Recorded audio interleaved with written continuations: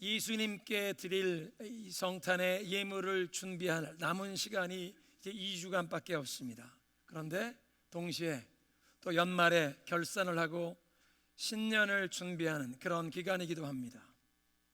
올해 2019년이 다 지나기 전에 장로님께서 이렇게 기도해 주셨는데요, 하나님의 도우심을 힘입어 나의 삶에서 청산하고 끊어버려야 할 것, 정리되어야 할 것이 무엇입니까? 하나님의 은혜를 힘입어 우리 가정에 치유함을 받고 해결받아야 할 그런 문제가 있으십니까? 2019년이 마치기 전에 혹 우리가 하나님께 약속했던 것, 하나님께 드려야 할 것이 있습니까? 또는 하나님께 믿음으로 구하여 받아야 할 것이 있습니까? 너희가 받지 못함은 구하지 아니하였으며 구하여도 받지 못하는 것은 정욕대로 쓰려고 잘못 구하였기 때문이라고 주님 말씀하셨는데, 우리의 삶에 꼭 필요한 것, 가장 있어야 할 것 없다면 구하지 아니하였기 때문이라고 주님이 말씀하시니 기도로 주님께 구하라는 것입니다. 구하라, 찾으라, 문을 두드리라. 그리하면 주님께서 기도에 응답해 주실 줄로 믿습니다.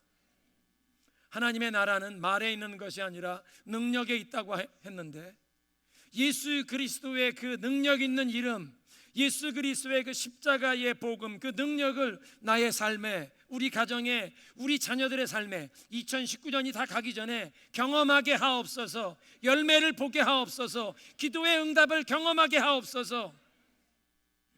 하늘의 불을 내려주셔서 나의 삶, 우리 가정에 마땅히 보아야 할 것을 보고 그걸 기도하며 구하여 올해가 다 가기 전에 열매를 보고 기도의 응답을 경험하게 하옵소서. 여러분 앞에 배너를 보시는데 2020년을 시작하면서 신년 초에 저희가 목적이 이끄는 40일 캠페인을 전 교회적으로 시행하겠습니다. 2007년도에 우리 이후에 13년 만에 나는 왜 이 세상에 존재하는가라는, 어떻게 보면 인생의 가장 중요한 질문에 대한 해답을 온 교회가 함께 하나님의 말씀 속에서 발견하는, 전 교회가 함께 영적인 성장을 경험하는 행사입니다. 1월 1일부터 40일 동안 진행하게 되는데 매일매일 하나님의 말씀을 배우게 되고 6주간 동안 주일 예배, 설교의 주제가 있고 또 그 6주간 동안은 우리 구역별로 소그룹으로 매주 모여서 그 정해진 주제를 함께 우리가 배우게 될 것입니다. 다음 주에 좀 더 자세한 소개하는 안내, 전단을 나누어 드릴 터인데요, 온 교회가 함께 기도로 준비하시면서 2020년도에는 새해를 시작하며 나의 삶에, 우리 가정에 이런 영적인 발전을, 영적인 도약의 기회, 스피리추얼 브레이크트루를 경험하기를 사모하시기 바랍니다. 신년 첫 주말 송구영신 예배를 드리니까 1월 1일은 빼고 1월 2일 목요일부터 목금토 3일 동안 신년 특별 새벽기도회로 시작하면서 이 40일의 대장정을 준비하고 있습니다. 기대하시면서 기도로 준비하시기 바랍니다. 오늘 성경 말씀으로 귀를 기울이겠습니다. 오늘은 소아시아의 7개 교회에 주시는 그리스도의 메시지 가운데 5번째, 사대 교회에 주시는 메시지입니다. 사대 교회는 여러분이 지도에 보시는 것처럼 제일 먼저 에베소에서 시작해 서머나, 버가몬, 두아디라 5번째 사대라는 곳에 주신 메시지입니다. 그 다음 지도에서 보게 되면요, 역사적으로 보면 저 사대라는 것은 고대 루디아 왕국, 저게 터키의, 현재 터키의 서부 지역 고대 루디아 왕국의 수도였습니다. 바닷가에 밀레도, 에베소, 서머나, 그 유명한 트로이가 있었고 내륙의 사대라고 하는 도시가 수도였는데, 특별히 그 지역에서 나는 금으로 말미암아 사대가 전설적인 부의 상징이었다고 합니다. 그래서 고대 사회에서 처음으로 동전을, 코인을 사용하기 시작한 곳이 사대라고 고고학자들은 얘기합니다. 본래 사대는 높은 고지와 같은 곳에 산성을 쌓았는데 아크로폴리스를, 미국식으로 따지면 다운타운을, 이 고지대의 높은 곳은 벼랑이 1500핏, 500m가 되고 제일 낮은 곳도 벼랑이 약 300m가 되는 그런 산지에 아크로폴리스를 건축해서 군사적으로 공격이 불가능한 난공불락의 요새와 같은 도시였습니다. 여러 차례 외적들이 침략해 오는데 계곡의 평야에 살던 백성들이 산성에 올라와서 문을 닫아 걸면 점령당하지 않는, 그래서 번번이 외적이 침략해 왔다가 실패하고 돌아가는 그런 도성이었습니다. 그런데 역사상 사대가 두 번 외적의 침략에 함락된 경험이 있었는데요. 파사 제국 페르시아의 사이러스 왕, 고레스 왕에게, 그리고 이 헬라 군대에 알렉산더 대왕이 이끄는 헬라 군대에 점령당한 적이 있습니다. 그런 이 두 번의 공격 모두 사대의 거민들이 잠들어 있던 한밤중에 어두움 가운데 일어났는데요. 사대 사람들은 그 누구도 감히 이 절벽으로 둘러싸인 이 성에 쳐들어올 수 없다고 아주 자만에 빠져서 밤에 성벽에 보초병들도 세우지 않고 성문 걸어 잠그고 그냥 잠들었다는 것입니다. 성벽에 보초도 세우지 않고 성문 걸어 잠그고 아무도 이 절벽을 올라올 수 없다고 잠드는 사이에 특공대가 절벽을 타고 올라가서 보초병도 없는 성벽을 넘어 들어가 성문을 열고 공격하는 군대를 불러들여서 성이 함락되었습니다. 두 번이나. 이런 역사에서 볼 수 있듯이 사대라고 하는 도시는 과거 리디아 왕국의 그 부유했던 부강했던 수도로서의 명성을 떨치면서 또 오랜 세월 메소포타미아 중동 지역에서 이 지중해 연안의 해상 무역지로 가는 교차로에서 동서무역의 교차로에서 그 무역의 통로에서 오랫동안 누려왔던 그 부로 인하여 풍요로움으로 인하여 자만심과 방관에 빠진 도시였습니다. 그런 도시에 있는 교회에 그리스도께서 말씀을 하십니다. 먼저 사대교회에 말씀하시는 그리스도를 어떻게 소개하고 있는지 보아야 하는데요. 왜냐하면 각 교회에 계시되는 예수 그리스도의 모습이 그 교회가 당면한 영적인 문제에 대한 해답이 그 예수님의 모습의 계시에 담겨 있다는 것입니다. 예수님을 어떤 분으로 소개하십니까? 하나님의 7 영과 7 별을 쥐신 분이 가라사대. 예수님을 소개하는데 하나님의 7 영을 가지신 분. 요한계시록 1장에 보면 삼위일체 하나님을 처음에 소개하는데 그 중에 성령 하나님을 이 보좌 앞에 계신 7 영이라 그렇게 소개합니다. 성령님이 7분이라는 뜻이 아니라 성령님은 본래 한 분, 삼위의 한 분이신 인격이신데 성령의 역사하시는 모습이 또 성령께서 성도들의 삶에 부어주시는 그 은혜가, 능력이, 은사가 다양하다는 것을 이 완전한 숫자 7으로 표현하는 것입니다. 그러니까 다양한 은사와 능력이 풍성하신 성령님을 상징하는 표현이 하나님의 7 영이다, 그런 표현이 되겠습니다. 이런 맥락에서 이사야 11장에 보면 앞으로 오실 메시아에게 임할, 메시아에게 부어질 이 성령의 7가지 이런 은혜의 7가지 이름으로 Sevenfold Spirit of the Messiah,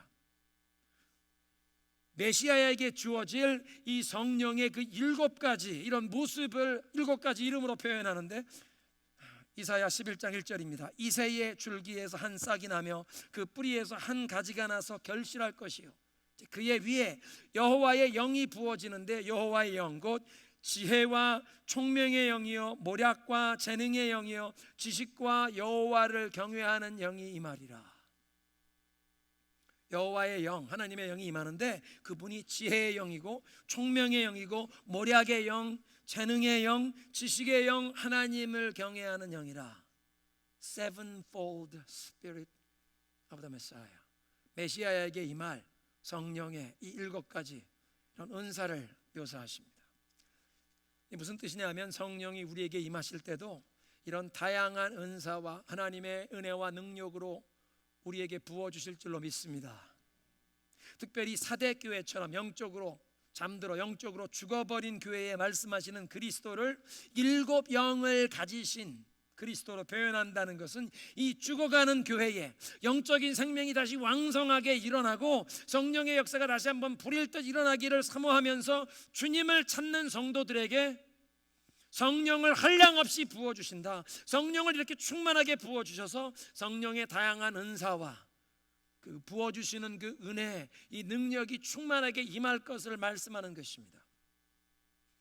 7별은 요한계시록 1장 마지막 부분에 하나님께서 각 교회에 세워주신 그 영적인 지도자들, 하나님의 그리스도의 메시지를 각 교회에 대언하시는 영적인 지도자라고 말씀했습니다. 근데 그 7별 각 교회에 세우신 그리스도의 사자를 주님이 손에 쥐고 계시다는 것은 교회의 영적 지도자들이 전적으로 그리스도께서 붙들어 주시느냐 그렇지 않느냐에 달려있기에 주님을 온전히 의지해야 한다는 뜻이요, 두 번째는 그리스도께서 교회의 전권을 가지신, 교회의 주인이 그리스도가 되심을 깨우쳐 주시는 줄로 믿습니다. 그러니까 이렇게 사대교회에 말씀하시는 그리스도를 7영을 가지신 7별을 그 손에 주신 그리스도로 표현하는 것은 교회 주인 되신 그리스도께서 이 교회가 다시 한번 성령으로 충만함을 받아서 그 7영, 성령의 그 여러 가지 은사와 능력과 은혜가 충만하게 임하여 영적인 생명력이 왕성하게 다시 살아나기를 원하시는 줄로 믿습니다. 한번 따라하겠습니다. 성령으로 충만하게 하소서. 은사와 능력을 나에게도 부어주소서. 믿으십니까? 성령으로 충만케 하시고 하나님의 7영이라고 표현하시는 그 성령의 각종 은사와 은혜 능력을 나에게도 덧입혀 주옵소서. 소아시아 7교회에 예수님께서 메시지를 주실 때 처음에 그리스도가 어떤 분인가 소개를 되면 그 바로 다음에는 그 교회를 향한 칭찬의 말씀이 나오는데, 사대교회에 말씀하신 내용을 보면 칭찬이 없습니다. 7교회에 말씀하시는데 사대교회와 라오디게아 교회는 칭찬하는 말씀이 없고 책망하는 말씀만 있었습니다. 그리고 역사를 보면 이 그리스도의 칭찬은 받지 못하고 엄중한 책망만 들었던 사대와 라오디게라고 하는 두 도시는 점점 몰락하여 시간이 흐른 지금에는 그 도시가 완전 폐허가 되어 유적지만 남아있는 도시가 되었습니다. 다른 도시들은 다 사람이 거하는 큰 도시인데 이 오래된 과거 리디아 왕국의 수도였던 사대가 지금은 폐허 유적지만 남아있습니다. 칭찬받을 점이 없었던 사대교회를 향해 그럼 그리스도께서 뭐라고 말씀하십니까? 책망을 하시는데, 네가 살았다 하는 이름은 가졌으나 죽은 자로다. 이 교회는 본래 좋은 교회라는 평판을 얻은 좋은 소문이 난 교회였습니다. 여러 분야에 활발하게 활동하면서 선한 일에 열심을 내는 그 지역의 그 유명한 교회, 중심되는 교회라 소문이 나 있는 교회였습니다. 이렇게 이름과 소문은 살았다고 하지만 주님께서 말씀하시기를 너희가 실상은 죽었다, 영적으로 죽었다는 그들의 영적인 상태에 대한 충격적인 진단을 내리십니다. 소문난 이미지와 영적인 실체 사이에 큰 차이가 있었다는 뜻인데요, 너희가 겉모습은 그럴듯한데 속은 죽어 있구나.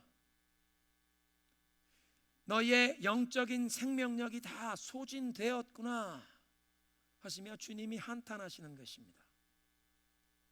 어쩌면 사대교회가 아직도 많은 일을 하고 있는데 그 모든 것이 사람들에게 인정받고 좋은 평판을 유지하기 위한 것이었는지 모르겠습니다. 그 교회가 아직도 많은 일을 하는데 그래도 우리 교회가 이 지역에 중심되는 교회인데 우리 교회 이름이 있지, 우리 교회 위치가 있지, 이거 해야 돼. 하고 싶은 마음 내키지 않아도 우리 교회, 그래도 다른 사람들에게, 다른 교회 다니는 사람들 앞에 우리 교회, 나도 이 교회에 속했다는 내 체면, 내 위신 위해서라도 이건 해야 돼. 이름 때문에, 이름 유지하기 위해 하는 일,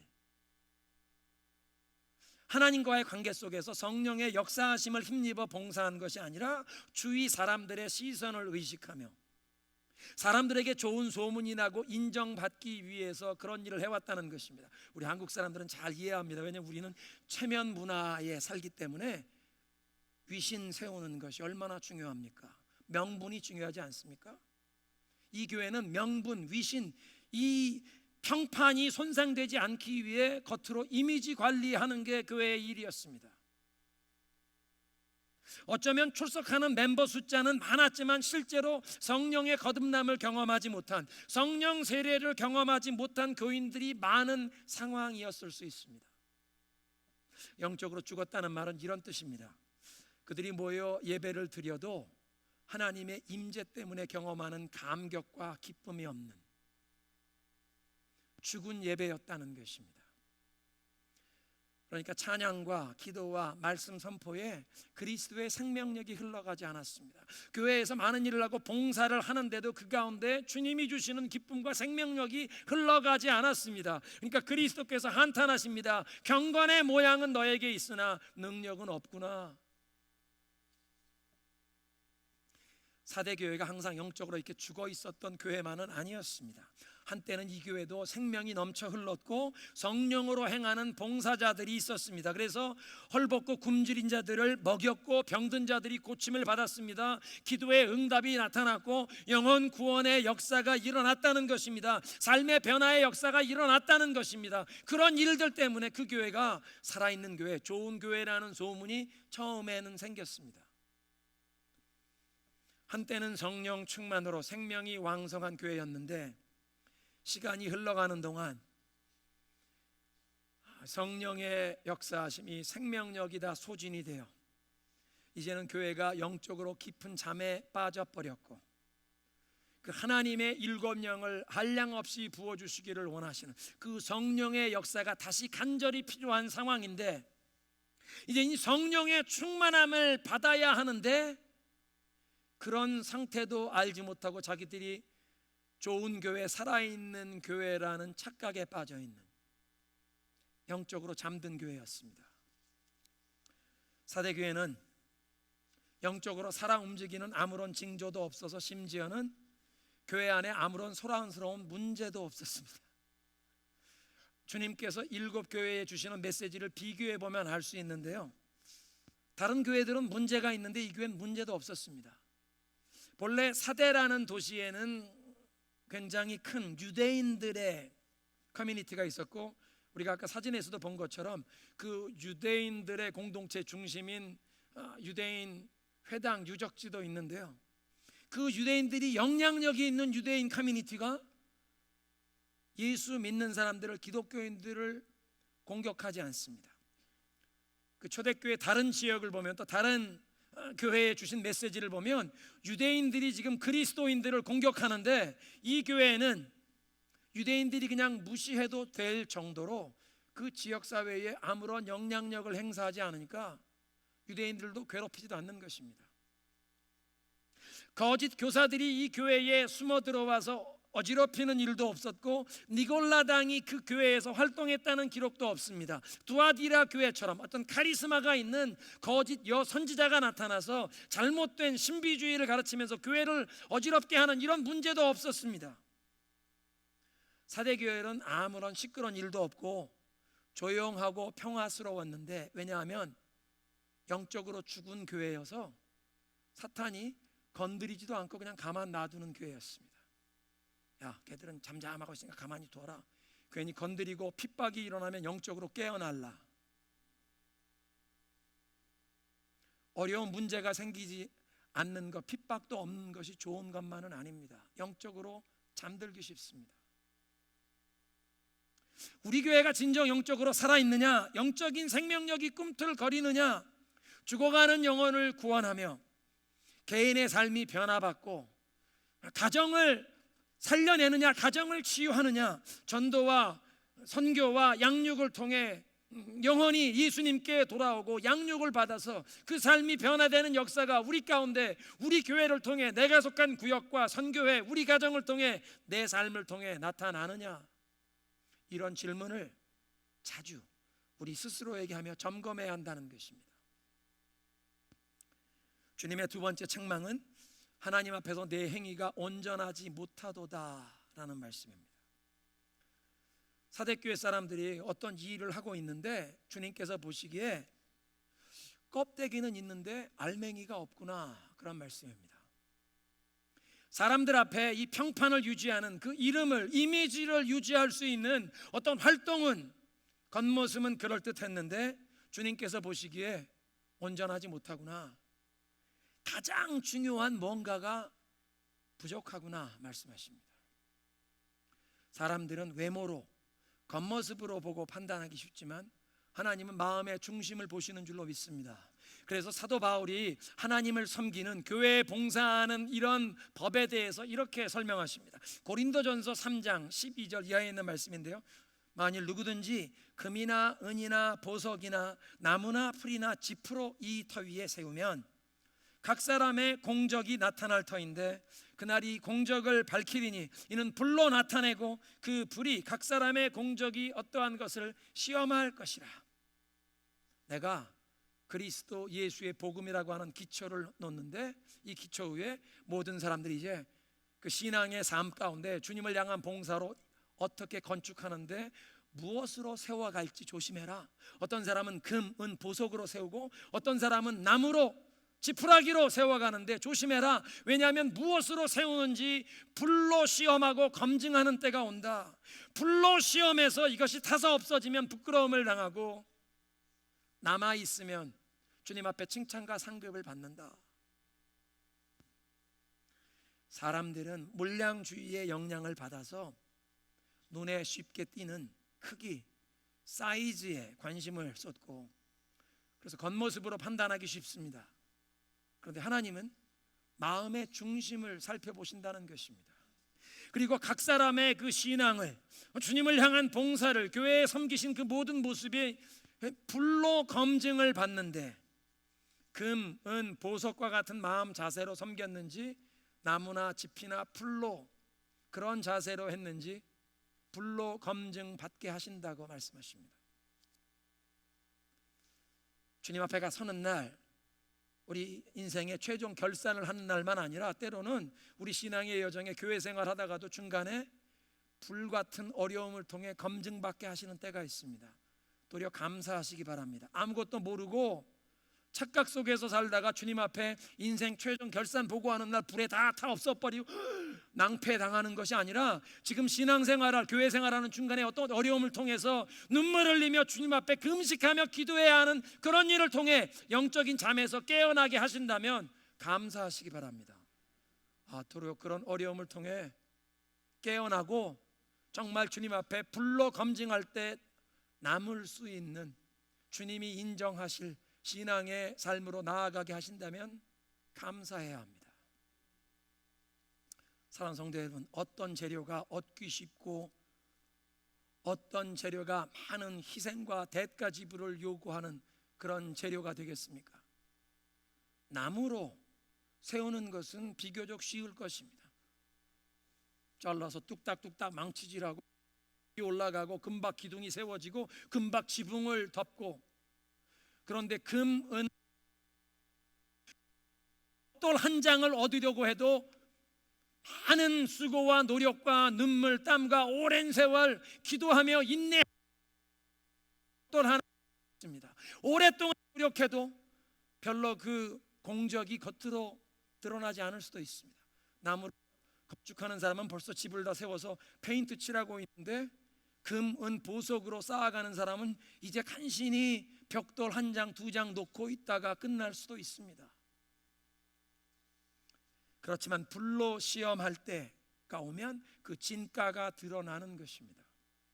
그래서 하나님 앞에 온전한 행위는, 그러니까 하나님이 인정하시는 봉사는 사람들의 시선을 의식하면서 좋은 평판을 얻고 사람들의 칭찬과 격려, 인정을 받으려는 것이 아니라 나에게 임한 하나님의 사랑, 나를 구원해 주시고 하나님의 자녀 삼아 주신 이 은혜에 감사가 우리 마음 가운데 일어나고 그 하나님을 향한 사랑이 내 마음에서 일어나서 봉사로 나아가야 할 줄로 믿습니다. 주님을 향한 감사와 사랑에서 섬겨야 한다는 것입니다. 하나님 앞에서 온전한 행위는 열심이라는 기준으로 따지지도 않습니다. 왜냐하면 잘못된 목표와 병든 소원을 가지고 아무리 열심히 일해도 하나님 앞에 인정받지 못하기 때문입니다. 지극히 자기중심적인, 이기적인 그런 야심 때문에 어떤 목표를 세우고도 열심을 낼 수 있습니다. 열심이 중요한 것이 아니라 하나님 앞에서 인정받는 것은 순종인 줄로 믿으시기 바랍니다. 하나님 말씀에 순종하고 있는가? 하나님의 뜻에 순종하고 있는가? 열심을 내는 게 중요한 것이 아니라 바른 방향을 향한 열심, 주님 말씀에 순종하는 것입니다. 육신의 생각을 따라 나의 어긋난 열심으로 내 힘으로 일하는 게 아니라 진정 성령을 의지하여 성령의 이끌림 받으며 봉사할 때 하나님 앞에 온전하다고 인정받을 줄로 믿습니다. 한번 따라하겠습니다. 감사로, 사랑으로, 순종으로, 성령 충만으로, 성령으로 행하자. 믿으십니까? 이미 하나님께서 나에게 베풀어주는 감사하는 마음으로, 그 하나님을 향한 사랑의 마음으로, 주님 말씀에 순종하는 마음으로 성령으로 행해야 한다는 것입니다. 이렇게 영적으로 잠들어 버린 사대교회에 처방을 주십니다. 일 깨워라, wake up. 영적으로 죽어가는 교회에 필요한 것은 무엇보다 자신의 그 위급한 영적인 실체, 영적인 상태를 정확하게 진단을 받고 그 영적 상태에 대한 진단을 받아들이는 것입니다. 내가 이렇게 위급한 상황에 있구나. 하나님, 나를 불쌍히 여겨주시고 나를 깨워주시옵소서. 불꽃 같은 눈으로 모든 것을 살피시는 주님의 빛으로 임하사 나의 어두움을 다 밝히시고 나를 깨워주시옵소서. 내가 어디에서 잘못된 길로 빠졌는지 깨우침을 받는 것입니다. 영적인 잠에 빠졌다는 것을 깨닫고 깨어나기를 사모하는 것입니다. 깨어나라. 두 번째로, 남은 것을 굳게 유지해라. 내가 너희의 행위를 아는데 하나님 앞에서 완전하지 못하다. 너의 행위가 아직도 있긴 있는데 완전하지 못하다. 뭔가 부족한 것이 있다. 가장 중요한 것이 빠졌다. 그 부족한 것을 채워라. 행동을 하고 있는데 뭔가 가장 중요한 것이 빠졌구나. 사람들이 겉으로 활동, 행사는 보지만 하나님은 마음의 중심을 보신다. 내 마음의 동기를 보신다. 내 마음에 하나님의 그 은혜를 향한 감사, 하나님을 향한 사랑, 말씀에 순종하는 성령의 이끌림 받는 그게 내 영혼에 없구나. 마더 테레사가 인도에서 캘커타에서 수많은 빈민들을 섬기던 마더 테레사가 수년 전에 타임 매거진에 인터뷰를 한 이런 기사가 있습니다. 우리가 하는 모든 일에 기도를 계속하면서 그 일을 하는데 예수님과 함께 하려고, 예수님을 위해서 하려고, 예수님께 하려고 계속 기도하면서 합니다. 그렇게 기도할 때 우리 온 마음과 정성을 다해 그 일을 감당할 수 있게 됩니다. 그러면 죽어가는 사람, 장애우, 정신질환으로 고통받는 자, 버림받은 사람, 그 사랑받지 못하는 그 모든 사람들이 우리 앞에 예수님이 변장하고 위장하고 서 계신 것을 깨닫게 됩니다.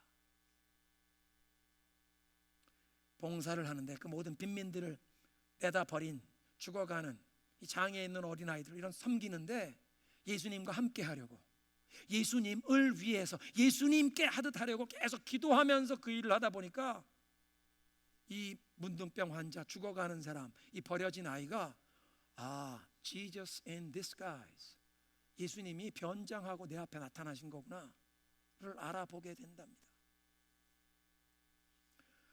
사대교회의 회복이 필요한 부분이 이런 부분이었습니다. 사람들의 시선을 의식하며 사람들 앞에 평판, 내 명분, 이거 유지하기 위해 하는 것이 아니라 마음의 중심을 살피시는 주님 앞에 바른 동기로, 주님 앞에 감사, 주님을 향한 사랑, 그 주님의 말씀에 순종하기 위하여, 주님의 이름만을 위하여 봉사하는 것이 필요했다는 것입니다. 하나님께서 우리의 마음의 중심을 살피시는 줄로 믿습니다. 말씀하십니다. 어떻게 들은 것을 기억하고 그걸 지키고 순종하고 회개해라. 그들이 어떻게 무엇을 들었습니까? 사도들이, 전도자들이 그들에게 예수 그리스도의 십자가의 복음을 전해주셨고 성령이 그 마음을 감화하사 그 복음을 들을 때 받아들이고 믿었습니다. 예수님께서 우리를 위해 십자가에서 고난당하실 때 물과 피를 한 방울도 남김없이 다 쏟으시도록 우리를 사랑하셔서 당신의 생명을 내어주신 그 값진 복음, 그 예수님의 십자가의 희생 때문에 우리의 죄가 사함받고 하나님의 자녀가 되었고 부활과 영생의 소망이 우리에게 주어진 그 값진 복음, 우리의 삶이 변화되는, 기도의 응답이 임하는, 우리의 가정이 회복되는 능력의 복음, 이 값진 복음을 받았는데 그 값진 복음을 keep it, 소중하게 붙들고 obey it, 순종해라, 지켜라. 네가 이미 들은 복음 아는 만큼 순종해라. 그리고 회개해라. 헬라어로 회개하라, 메타노이아라는 말은 방향 전환을 의미합니다. 내가 지금까지 아메리칸 드림, 다른 모든 사람들이 가는 이 세상의 길을 따라 이거 인생의 방향이 잘못되었네. 주님을 향해 방향을 전환하고, 그냥 방향 전환 정도가 아니라 예수님께서 이 운전대를 잡아 주옵소서. 그래서 조수노릇 하겠습니다. 내 뜻대로 내가 계획 세우고 인생의 아니라 주님이 이제 운전해 주십시오. 나는 이 주인의 자리를 주님께 양도해 드립니다. 한번 따라하겠습니다. 인생의 방향을 돌려라. 회개하라는 말씀은 그것입니다. 인생의 방향을 돌려라. 성령의 역사가 우리 교회에, 우리 가정에, 나의 삶에 더욱 왕성하게 나타나기를 원하십니까? 누구 탓? 내 탓입니다. 주님, 더 이상 내가 어리석게 칭찬과 인정, 사람들에게 잡는 것, 사람들의 눈치 보며 좌우되는 것이 아니라 이제 주님, 마음의 중심을 보시는 주님이 인정하시는 삶으로 나아가길 소원합니다. 주님, 인생의 방향 돌리겠습니다. 주님이 인도해 주옵소서. 주님께 온전히 붙잡힌 바 되어 살기 원합니다. 겸손히 십자가 앞에 엎드려 주님이 내 인생의 이 주인의 자리에 앉으시고 우리에게 성령의 그 은사와 여러 가지 은혜를, 능력을 충만하게 부어주실 때까지 그 앞에 엎드려 기도해야 할 줄로 믿습니다. 올해가 가기 전에 주님의 은혜로 나의 이 연약한 한계를 뛰어넘게 하시는 성령의 은혜와 그 능력과 은혜가 충만하게 부어지게 하옵소서. 그리고 마지막으로 재림을 대망하는 신앙을 회복해라. 너희 깨어나지 아니하면 도적같이 내가 임할 것이다. 준비하고 있지 않던 사람에게는 예수님이 다시 재림하시는 것이 아무도 예상하지 못하고 기대하지 않았던 밤에 도적이 임하는 것처럼 임하신다고 말씀하십니다. 여러분, 그런 경우 있습니까? 출근 안 해도 되는 날, 어떤 명절날 늦게까지 오랜만에 가게 문 닫고 늦잠 잔다고 생각하는데 갑자기 문 앞에서 누가 막 문을 두들기면서 배달이요, 사인하셔야 됩니다. 아직 일어나지도 않아요. 잠자리에서 잠깐 기다리세요, 빨리 오세요, 이거 배달 사인 받고, 여기 사인 받고 가야 되는데. 준비하지 않고 있던 사람에게 대문을 열라고 하면 부끄럽고 창피합니다. 준비하지 않고 있는데 갑자기 예수님 재림하셔서 신랑 오셨다 맞으라 하면 네 등불에 기름이 준비되어 있느냐? 그때 기름 준비하러 나아가면 어린 양의 혼인잔치 문은 닫히는 것입니다. 재림을, 예수님 언제든지 재림하실 수 있기에 기다리는 그런 신앙 자세를 회복하라. 그리고 마지막으로 사대교회 이런 약속의 말씀을 주십니다. 이기는 자에게는 흰 옷을 입고 그 이름을 생명책에 내가 보존할 것이라. 흰 옷을 입는다는 것은 요한계시록 계속 묵상해 보면 주님 앞에 구원받은 백성들이, 어린 양, 죽임당하신 어린 양의 그 은혜로 구원받은 백성들이 이 흰 옷을 입고, 제사장의 예보처럼 흰 옷을 입고 주님 앞에서 찬송 부르는 그 어린 양의, 죽임당하신 어린 양의 공로로 구원받은 사람 외에는 배울 수가 없는 새 노래, 구원의 노래를 부를 사람들이 이 흰 옷을 입게 됩니다. 이런 믿음을 지키는 자들에겐 흰 옷을 입게 하고 그 이름을 하늘 생명책에서 기록하지 아니하리라. 무엇보다 내가 그 사람을 하나님과 그 천사들 앞에서 시인하리라. 사랑하는 성도 여러분, 이것이 인생의 최후 성공의 척도인 줄로 믿으시기 바랍니다.